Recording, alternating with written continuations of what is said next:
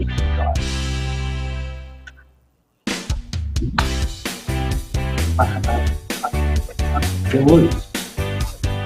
a goose. He's loose. Like a one-off goose. That sounds for that.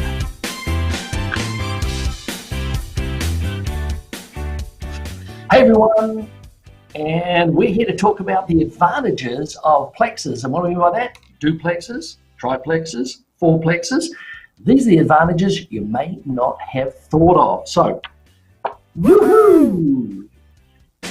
I'm Kiwi of the coast, the agent with the most tips, tools, and tactics for your home.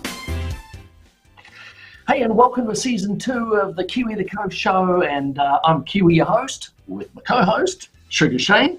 And this is the show with the most tips, tools, and tactics to help the seasoned investor.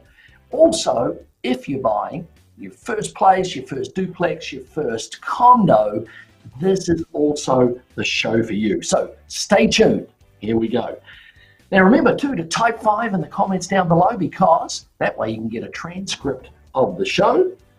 Let's jump in here. So the 5 major advantages of owning fourplexes, triplexes, duplexes, or we're calling them plexes. And we've got our resident multifamily expert. He's back with us by popular demand. Here he is. Big hand for Christian Walsh with Wire Associates. Big shout out to Christian. There he is. Glad to be back. Thanks for having me, guys. Nowhere I'd rather be than right here, right now. You are here, and it is right now, and we're going to be talking about the advantages of owning plexes. It's a little bit perplexing. Let's jump in with number 1, the affordability aspect. And man, I think he's diving into dollars by the looks of it there. But that was Sugar Shane. He stuck that landing there. Good job, Sugar. I think so, yeah. You only got paid $1 to do that. But seriously though, the benefits of the affordability, the benefits of owning one of these units. Talk to us a little bit about that, Christian, as it relates to or compared with single family. Yeah, great question, Kiwi. So in some cases, you will end up spending more on a duplex, triplex, fourplex than you would on a single family home, but you're getting a lot more square footage, you're getting potentially more land, and you're getting income along with it. So you're able to take the income from the other units that you're not living in and apply that towards the mortgage. So when you apply for the mortgage, it'll be 75% of the rental income will apply towards the mortgage. But when you collect that money from your tenants, you get 100% of it. You do what you want with it. And if it's just a single family house, you don't have that. Right, that's very cool. So, but you've got to occupy one of the units to get that benefit of that extra cash flow. So it's kind of like you got a pay rise, right? I mean, you had a certain amount of money to qualify for a particular piece of real estate. Now it's being boosted by 1, 2, or 3 other income earners helping you qualify for that property, right? Yeah, that's it. It's another job. It's a side hustle where additional income is coming in from the other residents. So. Got it.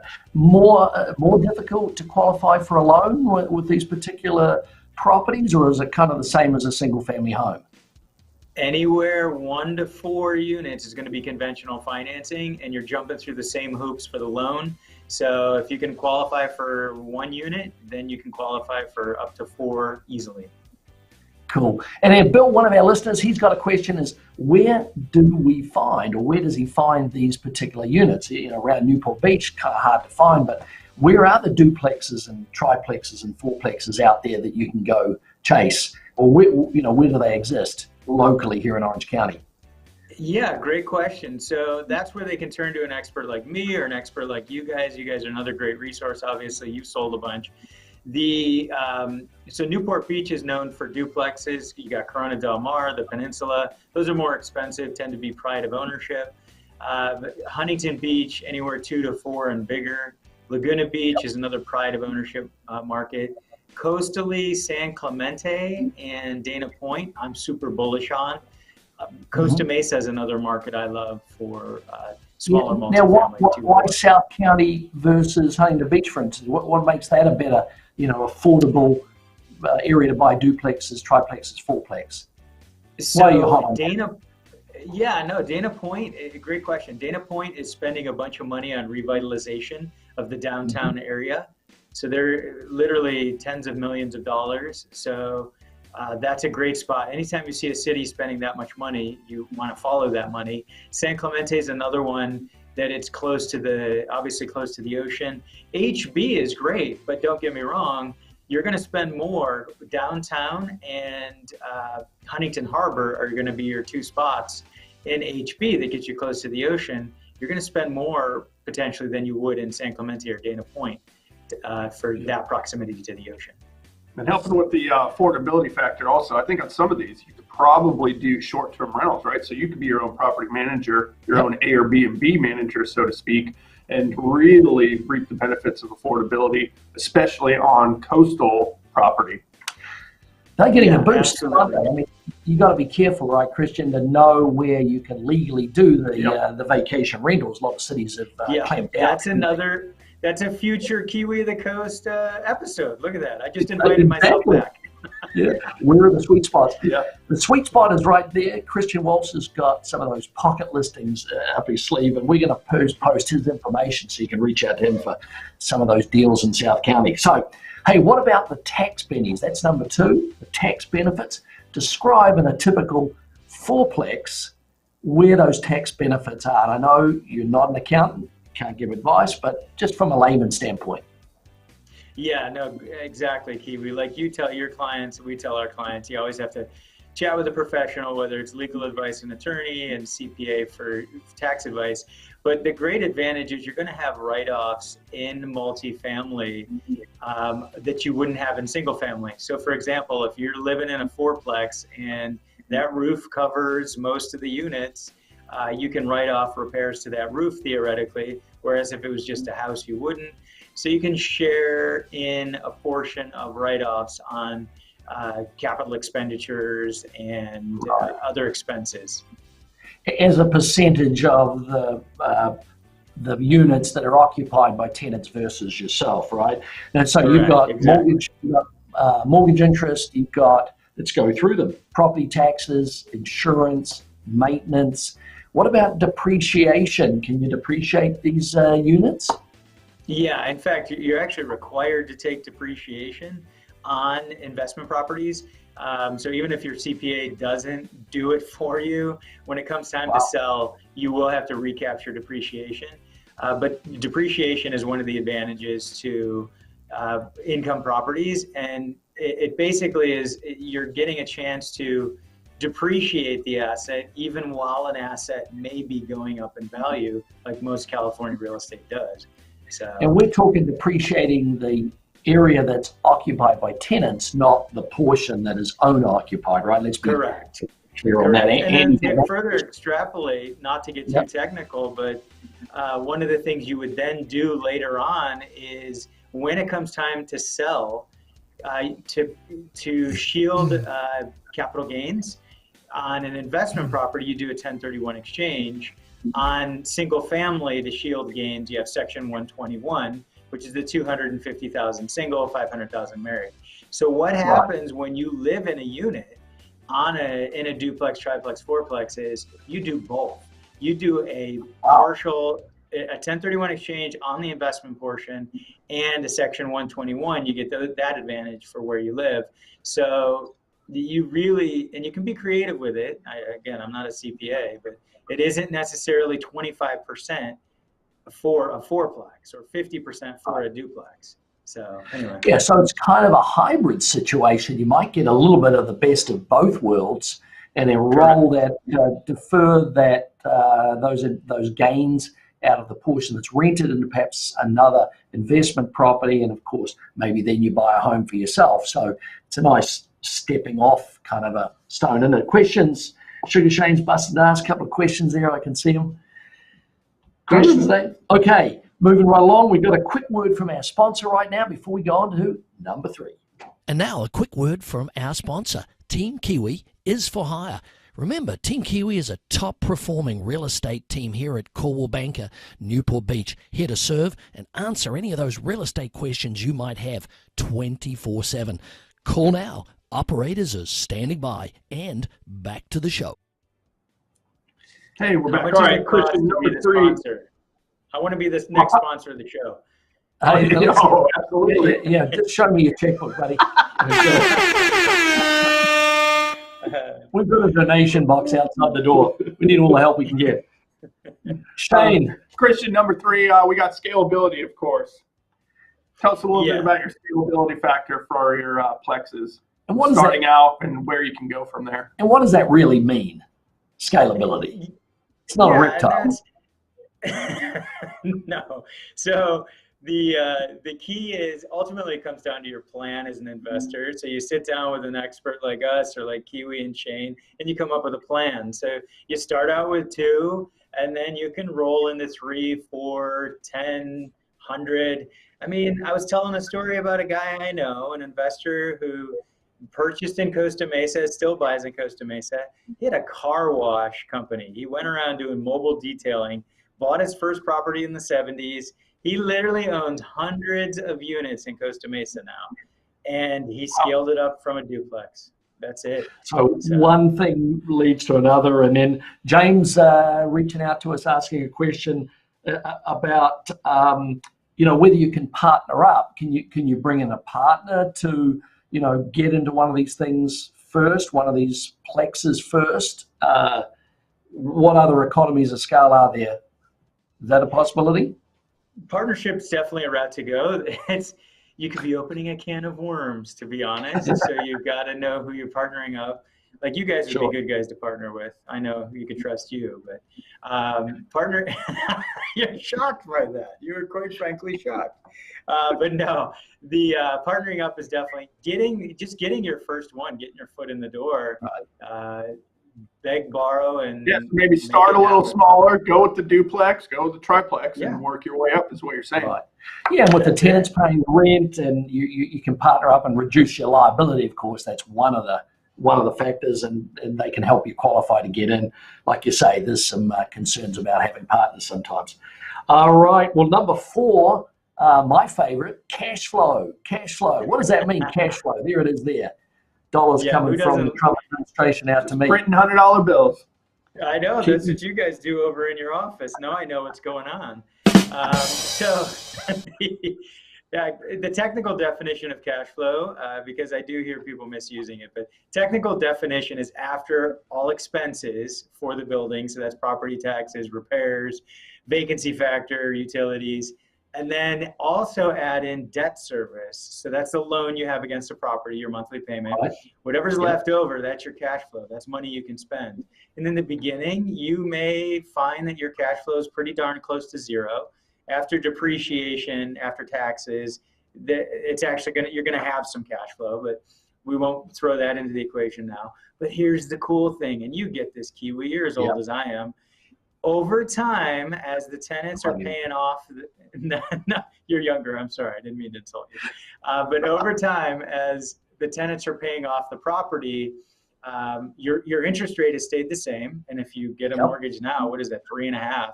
So you take rents are going low rates, right, Shane? You can get those 2% rates right now on these two. I know, it's Yep. crazy. It's crazy. So and it's so almost like a rent payment, isn't it? I mean, 2.5% on $1 million interest only, sort of about $2,500 a month, give or take. Yeah, that's a great point. Interest only helps you with cash flow, but that's it. Over time, those payments stay the same if you get a fixed rate mortgage, and rents go up, and your cash flow increases, and then you wake up one day, the mortgage is paid off, and that's all cash flow then. So it's really a long-term play, looking for towards retirement. Really sets you up for whenever retirement comes. Yep.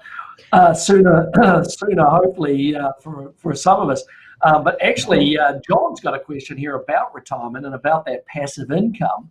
Can you retire off some of this income if you own enough units? How does that look? And should owning a duplex be part of your retirement kind of portfolio with other asset classes, of course?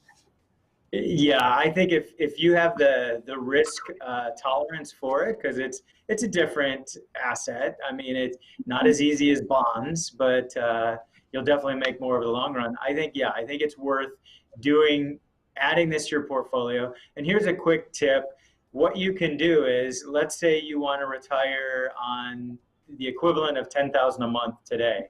Well, the problem is you don't know in 20 years what $10,000 a month is today. Here's the great thing about investment properties is they're hedged against inflation. So whatever $10,000 a month today is in rent, in 20 years, you can bet your sweet bippy that you'll be getting that equivalent in 20 years because rents are hedged against inflation. So anyway, Right. That's it. Just So you're saying that that income is going to increase, and it's going to be it might be 20 grand a month 20 years from now. So it's going to grow automatically with cost of living increases, right? Is that what you're saying? That's it. That is absolutely it. So in 30 years, 40 years, Kiwi, it'll be 50 years for you before you retire because you're a young man. But you'll be set at that point in time.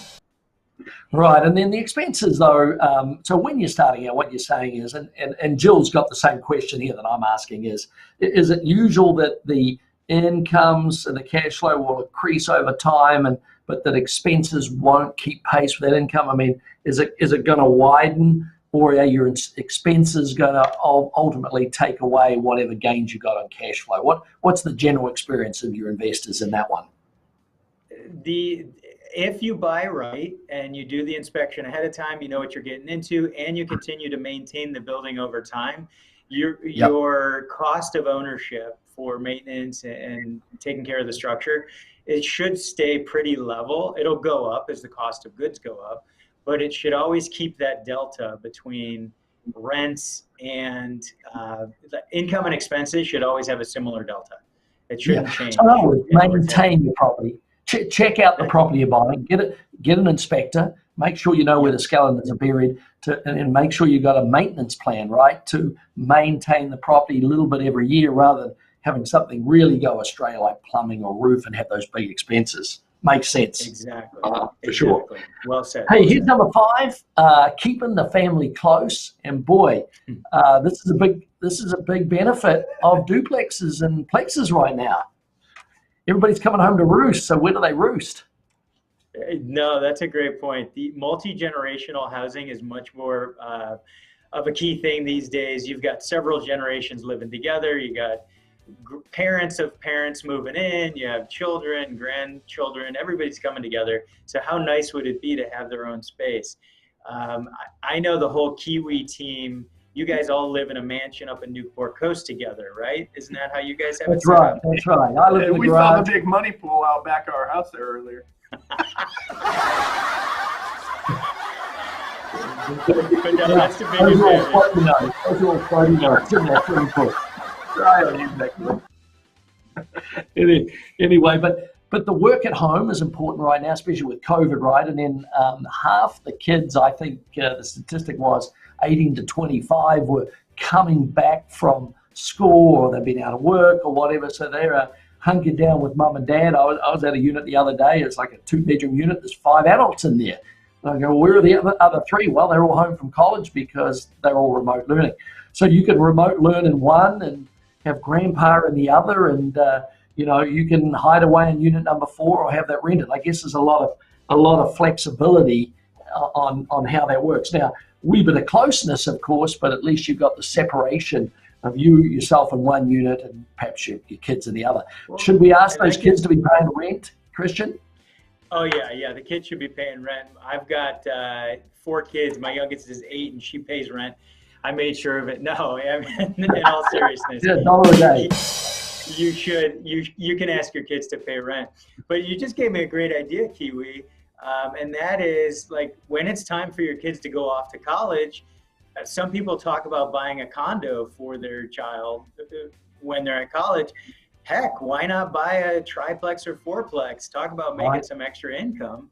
So anyway, thanks for the and they can do that right around the universities. And there's an area. Someone else was just asking us about, around universities and so on. We've heard a bit of bad press about some of those being vacant because the students haven't been going to college. But look, that's going to change, isn't it? So buying these duplexes, triplex, fourplexes around a college, like you said, you put different students in the different units paying rent, could work out pretty good. Yeah, sounds like a good investment. Well, I'm glad we thought of that. Let's do it. Let's do it. Good. Well, listen, any last questions, Shane, before we let our guy, young Christian, head back to his family of four in his fourplex? No, not really. A lot of good material there, though, Christian. Thanks. Of course, affordability factor, I think, is the big key there. You can own some land instead of owning a condo down here, Yeah. Any last comments, my friend, before you give it up? Thank you for the opportunity. You guys are an amazing team, and I appreciate you spreading the word on all these different tips, tactics, and tools. And I know we like to laugh together, but you guys work really hard, and people are lucky to have you guys working as hard as you do. That's really kind. Hey, that was Christian Walsh. Great to have him on the show. And, of course, now it's time to see what is happening up the hill with our Spoonful of Sugar segment. Hit it, Cal. Now it's time for a spoonful of sugar. Hey, Kiwi. All right, so let's see what happened up the coast. That's Newport coast, of course, up the hill. Past 14 days, we've had a little bit of activity. We have three new listings. Yeah. In the past 14 days. We've had a condo up there in Ziani, 16th San Savino. We've had a Coastal Canyon estate. That's an ocean view estate there at 12 Catania. Could use a little updating inside, but might be a good value under $3.5 million. 5-bedroom house. 11 Vista Tremonto. That's in Pelican Heights. We see a plus $5 million property come on the market, but that's all we saw come on in 14 days. Only 3 new listings. So once again, very short on listings. What about under contract? How many we got under contract there, Sugar Shane? Glad you asked. We have 5 houses that have gone under contract. I think most importantly, we saw 3 Sea Terrace there go under contract. Kiwi, that's over there right by ours, by 5 Sea Terrace. Newport Ridge Estates, it's right next to 5 Sea Terrace. We've had offers on that, but 3 Sea Terrace went out very, very fast with one of our colleagues. Beautifully appointed home, about 2,500 square feet. Absolutely, done down to the nines, as we would say in the old country. Got the solar panels, the power wall, but of course, it's under contract. Can't buy it anymore, but you should put a backup offer on that one, perhaps, huh? Or come by 5 Sea Terrace. Yeah, exactly. And then we've seen seven properties close. So once again, here we go. 7 properties closed. We only had 3 properties come on the market. So and nothing pending at the moment. So we've got a new wave of properties, new wave of homes going under contract. Hey, what's of note there on the closes there, Shane? Well, we saw 3 condos close, all under $2 million. Yep. And then we saw 12 title surf go ahead and sell. That was kind of surprising to me, Kiwi, over there in Pelican Ridge. And right by the busy road, and of course the price had to reflect the location. It was listed latterly almost at $3 million there for a while, and of course had to go out the door way less than that, 2.6 right by Newport Coast Drive. So 2.6, good number for that one. Glad that's one's closed for sure. And there's Monterey Pine. That was near the road too, right? That was number 1 right on the road there. That closed. And then 20 Coastal Oak up in Pacific Ridge. We looked at that one. We showed that one quite a few times. Closed for almost $3 million. I think that needed a lot of work, actually. Man, I think too. It was the original. It wasn't the agent-owned one, right? It was the one on the corner one. Correct. It was original. A good lot, but good backyard. Biggest plan in Pienza up in Pacific Ridge. But, yeah, going out the door at 298, that is a big number for something that was original condition. Non-view. Yep. Pelican Point, there's a big number. We see $11 million sale price over there at Pelican Point. We looked at that a lot, too. We've seen that. That's been on for a while. That one was quite the property. Yeah, we got 500 days on the market on that one, so that's good to see that gone bye-bye. So, hey, good summary there. Lots of action, and this is what we're seeing, too, at this time of the year. The buyers are still out there buying, so don't give it up for the holidays, folks. Stay on the market. Market's hot. Buyers need to find inventory. They missed out over the fall. And they're out shopping big time right now. Yeah, they're shopping for homes, not for Christmas presents this year. That's right. That's right. Santa is coming with a home in his sack, hopefully. Anyway, hey, what's our pick of the week? It is one of our favorite homes. Going to show it to you.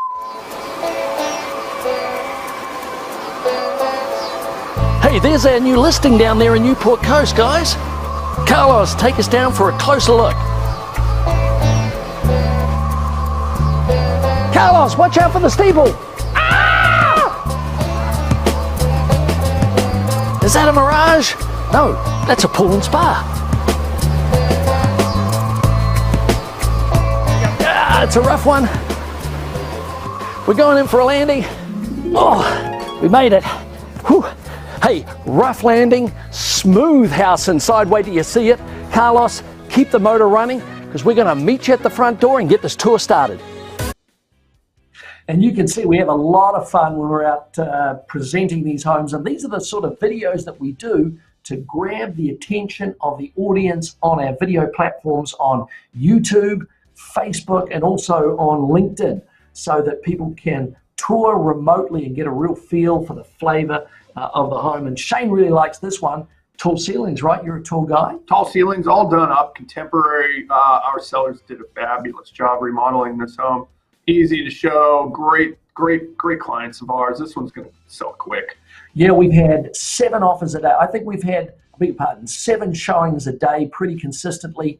We're looking at multiple offers at the moment, and we'll be reviewing those soon and hope to have this home under contract soon. There's still an opportunity to get your offers in the next couple of days, so don't be shy on this one. It is the lowest price in Newport Coast. Newport Coast. Love that kitchen. Yep, look at that. Sit there in the den.